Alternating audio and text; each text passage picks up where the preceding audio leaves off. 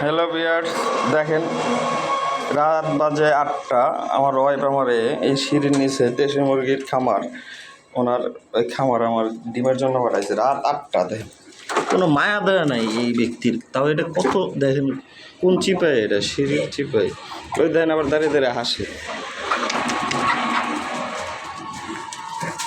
দেখেন কি অবস্থা, একটা মুরগি তো বসে পড়ছে। এই মুরগি কুইসা বসলো কিভাবে? ও না, কুইসা বসে নাই। এই দেখেন মাশাআল্লাহ, এর আগে 8টা পারছে দেশি মুরগির ডিম। এর আগে 8টা, আরেকটা দিছে হলো 6টা।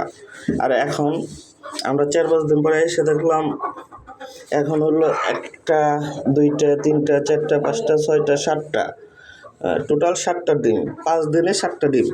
আমার মুরগি হলো আমাদের ডিম পাড়ার মুরগি হলো একটা, এই যে 1টা, 2টা, 3টা, 4টা, ওই একটা 5টা। তাহলে আমাদের মুরগি 5টা মুরগি 7টা ডিম পারছে 4-5 দিন পর, ঠিক না? না না না, 2টা মুরগি না, আরো বেশি পারে। এই যে গরম ডিম, ঠিক আছে? হ্যাঁ হ্যাঁ, ওইটা আগে থাকতে পারতো, ওইটা আমরা খেয়াল করি নাই। এই ধরো ঝুড়িটা দাও, নিয়ে আসো এখানে। দেখেন মাশাআল্লাহ, আমার মুরগি, আমরা মুরগিটা কিনছি প্রায় 1 বছরের মতো হয়, এগুলো পালতেছি আমরা। এখন এর মধ্যে মাশাআল্লাহ আমরা ভালো ভালো ডিম দিতেছে। এর আগে 5 দিন আগে আমি 8টা নিয়ে গেছি।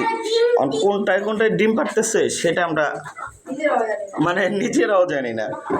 এখানে হ্যাঁ, এর আগে 4টা, যে 3টা, তাহলে 7টা। আমি 5 দিন হয় নাই মনে হয়, 5 দিন 1 সপ্তাহ হয়নি। আর এটা রেখেছি আমরা শুধু, এটা হলো আপনার ইসের খোসা, ডিমের খোসা।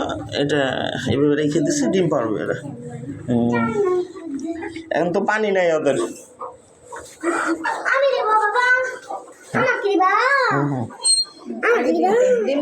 এই ডিমটা হাতে নেবে কেন? ধরো, দাও, রাখো, তুমি একটা করে ধরো। এই দেখেন টোটাল আমার মোটামুটি 14-15 দিনে আমার ভালোই দেশি মুরগির ডিম আসছে। আরও আমরা খেয়েছি অনেক ডিম। এই পানি লাগবে তো, পানি আনতে হবে একটু উপরে থেকে। মা, পানি আনতে পারবা? দেখেন এখন পানি আনতে হবে, এখন কেউ নাই ডিমের জন্য সবাই। না, মসজিদে এখন যাবো। তাহলে এখানে চাপিয়ে তুমি দাঁড়াও। হ্যাঁ।